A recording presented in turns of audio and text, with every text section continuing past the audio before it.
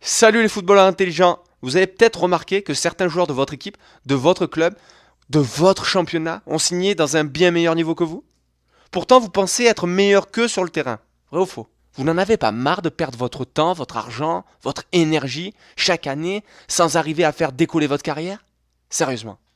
C'est peut-être parce que vous ne travaillez pas assez et que vous n'êtes pas assez professionnel dans votre vie, dans votre façon d'aborder votre sport, pour pouvoir prétendre qu'un président de club vous fasse confiance. Ce qu'il faut que vous compreniez dès maintenant, c'est que après 2 ans en centre de préformation, 3 ans en centre de formation, seulement un joueur sur 5 signe un contrat professionnel. Les autres, 4 sur 5, finiront en CFA pour la plupart. Si vous n'avez pas été ou n'êtes pas en centre de préformation ou centre de formation, dites-vous qu'un joueur sur 5000 finit professionnel. Donc si vous n'investissez pas en vous dès maintenant, vous allez finir en DH. Désolé de vous le dire, vous allez finir en DH à 600 ou 800 euros par mois. Le pire, c'est que beaucoup de joueurs n'ont tellement pas l'habitude de travailler plus dur que ce qu'on va leur demander sur le terrain, du moins que le coach va leur demander, qu'avec leur mauvaise hygiène de vie, quand ils vont signer stagiaire pro, admettons, ils se blessent et finissent au chômage pendant 4-5 ans avant de prendre un autre chemin que celui de devenir professionnel, celui d'abandonner tout simplement leur rêve. Il y en a d'autres encore qui vont se prendre la tête avec le coach car ils ne sont pas assez professionnels, car ils ne sont pas assez rigoureux dans leur travail, comme l'a si bien dit Cédric Carasso à l'époque avec les jeunes de Bordeaux. Est-ce que votre rêve est de signer pro, d'avoir une belle maison, une belle voiture, une belle femme, etc. Mais à cette vitesse, si vous continuez comme ça va être un bel échec, croyez-moi. Ce que je dis souvent à mes sportifs que j'accompagne individuellement, quand ils doutent et qu'ils perdent un peu la motivation, est-ce que vous voulez que vos enfants vivent la même merde que vous avez vécue? Mais je crois que tout ça, à côté de ce que je vais vous dire maintenant, c'est rien du tout. 97% des personnes, 97% des personnes sur leur lit de mort, c'est-à-dire il leur reste une semaine à vivre, regrettent de ne pas avoir vécu, du moins ne pas avoir été plus loin dans la poursuite de leurs rêves, entre 20 et 30 ans. 97 personnes sur 100 regrettent de ne pas avoir été jusqu'au bout, de ne pas tout avoir donné avant leurs 30 ans pour essayer de vivre une meilleure vie qu'ils ont vécue. Rendez-vous compte, plus de 9 personnes sur 10 pleurent lorsqu'ils savent qu'ils vont mourir parce qu'à votre âge, ils ont fait les cons et n'ont pas respecté leurs rêves.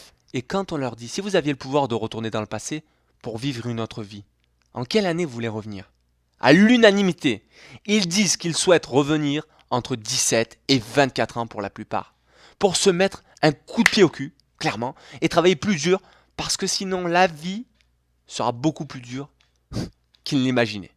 Donc c'est à vous et à vous seul de vous réveiller et de prendre conscience que personne ne pourra le faire à votre place, ni même moi. Je peux vous aider, mais ne peux pas faire à votre place. Je ne veux pas que vous viviez la même vie que ces 97% de gens qui sont sur leur lit de mort et qui regrettent de ne pas être allés jusqu'au bout. J'ai pas envie que vous ratez votre vie, j'ai pas envie que vous ayez des regrets, et j'ai pas envie surtout que vous ne soyez pas heureux dans votre vie.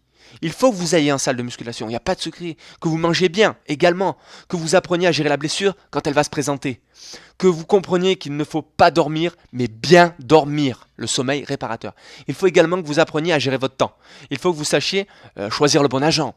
Il faut aussi également gagner confiance en vous. Il faut que vous ayez confiance en vous humainement et sportivement. L'un ne va pas sans l'autre.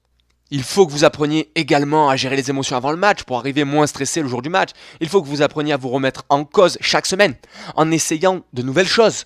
Essayez de nouvelles choses.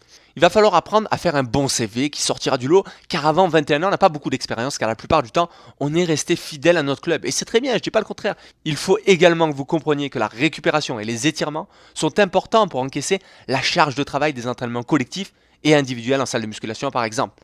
De nos jours, il faut également que vous compreniez que les réseaux sociaux est une arme de destruction massive. Enfin, du moins pour l'instant pour vous.